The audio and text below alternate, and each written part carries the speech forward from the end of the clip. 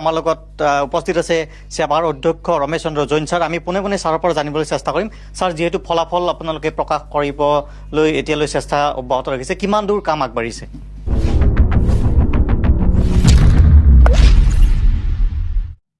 2020 চনৰ মেট্ৰিক পৰীক্ষাৰ্থীসকলৰ মনত এটাই প্ৰশ্ন যে সিহঁতৰ পৰীক্ষাৰ ফলাফল কেতিয়া ঘোষণা কৰিব।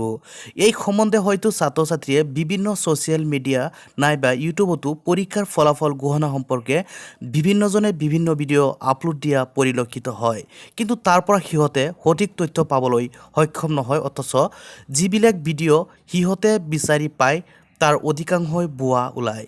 কিন্তু আজি আমাৰ এই ভিডিঅ'টোৰ যোগেদি ছাত্ৰ ছাত্ৰীসকলক সঠিক তথ্য নাইবা প্ৰকৃত খবৰটো দিবলৈ চেষ্টা কৰিম যে 2020 বৰ্ষৰ হাইস্কুল অথবা হাই মাদ্ৰাছা পৰীক্ষাৰ ফলাফল কেতিয়া ঘোষণা কৰিব।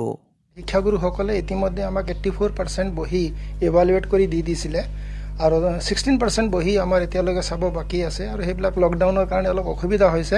লকডাউন খোলাৰ 2 দিনৰ ভিতৰতে প্ৰত্যেকটা বহি ইভালুৱেট কৰা হৈ যাব আৰু তাৰপিছত আমাৰ যিখিনি প্ৰচেছ কৰিব লাগে এই গোটেই ৰিজাল্টটো, সেইখিনিৰ কাৰণে 15-20 দিনৰ সময় লাগিব। যিহেতু ইতিমধ্যে 84% বহি চোৱাৰ কাম সম্পূৰ্ণ হৈছে আৰু বাকী আছে 16%।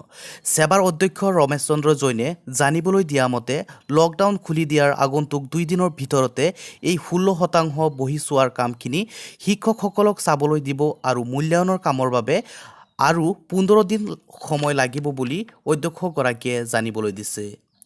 আৰু ফলাফল আগন্তুক জুন মাহৰ 2য় সপ্তাহত ঘোষণা কৰিব বুলি তেখেতে জনাইছে আৰু ইয়াত কোনো নিৰ্দিষ্ট তাৰিখ সম্পৰ্কে তেখেতে একো উল্লেখ কৰা নাই। জুনৰ 2য় সপ্তাহৰ ভিতৰত ঘোষিত হ'ব মেট্ৰিক পৰীক্ষাৰ ফলাফল। ইতিমধ্যে 80% উত্তৰ বহি চোৱাৰ কাম সম্পূৰ্ণ কৰিছে শিক্ষা বিভাগে।